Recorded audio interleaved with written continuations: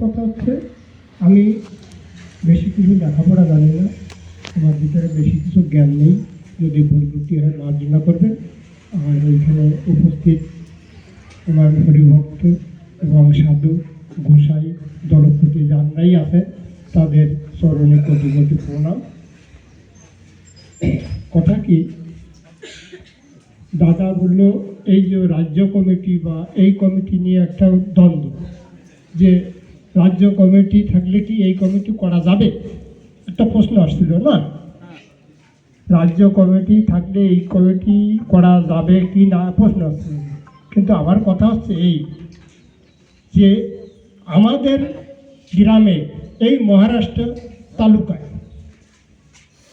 যতগুলো গ্রাম আছে, এই গ্রামে প্রতি গ্রামে মতুয়া ভাই আছে, কিন্তু তাদের আপদ বিপদ যতই যা আসে না কেন, ওই স্টেট তালুকের কমিটি কি আমাদের দেখতে আসতেছে? আসে না। হ্যাঁ, অতএব আমাদের বিপদ তারা ঠেকায় না। এখন আমাদের বিপদ কারা ঠেকাবে সেই জিনিসটা আমাদের চয়েস করে নিতে হবে। আমার মনে হয় তাই, যদি ভুল হয় মার্জনা করবেন। কারণ আজকে গ্রামে গ্রামে দেখা যায় মতুয়াদের এই যে আদর্শ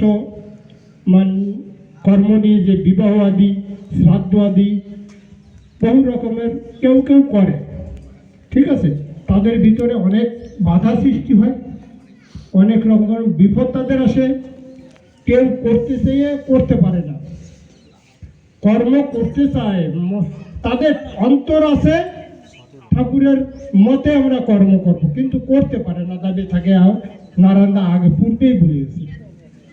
হ্যাঁ, কিন্তু এই যে কর্মগুলো করার জন্য দাবে থাকে কেন ভাইরা, আমাদের মতুয়া ভাইরা দাবে থাকে কেন? তা আমার একটা প্রশ্ন, কেন থাকে?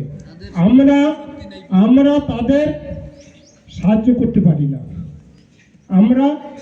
আমাদের এমন কেউ নেই যে একটা ভাই বিপদে পড়লে তার উপরে 5 জন গিয়ে তাকে সাহায্য করব বা গ্রামবাসীদের বুঝাবো বা তাদের একটা মিট মীমাংসা করে দেব।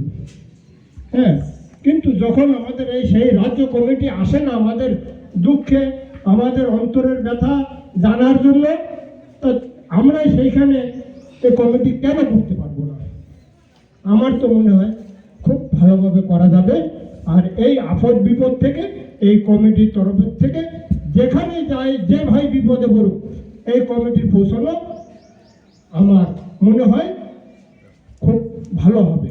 এতে আমাদের মতুয়াদের উন্নতি হবে এবং জাগরণ হবে। জয় হরিচাঁদ, জয় হরিচাঁদ।